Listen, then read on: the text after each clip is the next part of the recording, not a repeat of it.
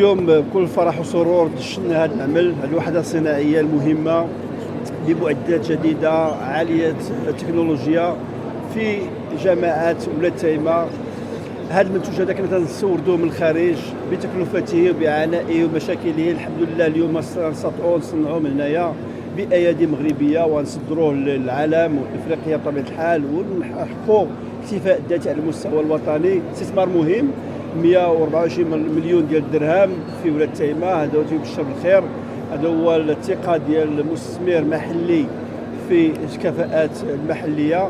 حنا كوزاره وكذلك معنا وزاره الصناعه والتجاره، وزاره الاستثمار ساندات واكبات هذا المشروع هذا من البدايه عبر مركز الجوي للاستثمار لجهه سوس ماسه. هذا المشروع اللي شغلنا 125 من الكفاءات ومن ناس المنطقه. هذا هو النوعيه ديال الاقتصاد وديال الصناعه اللي تحققنا توجيهات الملكيه الساميه اللي عطى الاوامر ديالو لتحقيق عداله مجاليه. المغرب صوره واحده، ايصال التنميه والرفع المستوى المعيشي ديال المغاربه في كذلك في الواحات والجبال والمناطق النائيه.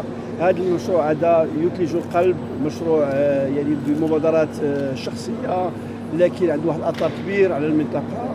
وانا بكل يعني ما عندي المام في موضوع الاستثمار في هذه الجهه تعرف واحد النقله نوعيه في الاونه القليله القادمه ان شاء الله. هادشي تيبشر بالخير، نكملوا المسار ديالنا بعزيمه وبالتزام وبمسؤوليه والخير قدامنا ان شاء الله. هذا المشروع تدار على مساحه ديال 21,000 متر كاري وتكلف تقريبا شي 124 مليون ديال الدرهم. المشروع هو صناعه ديال البيوت البلاستيكيه وديال البلاستيك الارضي كيتدار في الارض لو باياج، وديال الخيط اللي كيتدار عاوتاني حتى هو في الاسعار.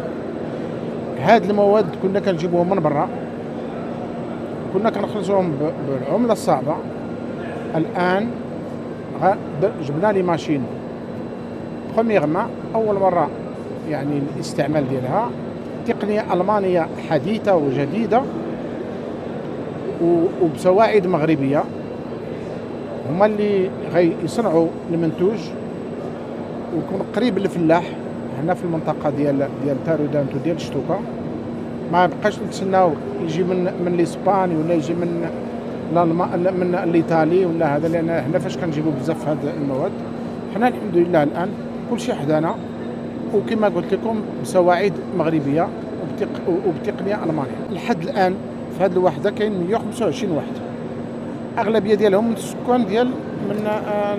السكان ديال ولاد تايمه وتارودانت. ولكن بالنسبه لي زيكستونسيون اللي غيكونوا توسعات غندخلوا ناس اخرين. من لحد الان وصلنا ل 125 واحد كلهم دابا كنفورميوهم. حنا في الاصل مدخلينهم باش يتفورماو مزيان وباش يكونوا واحد النواه ديال هاد الوزين ان شاء الله السنوات اللي جايين ان شاء الله.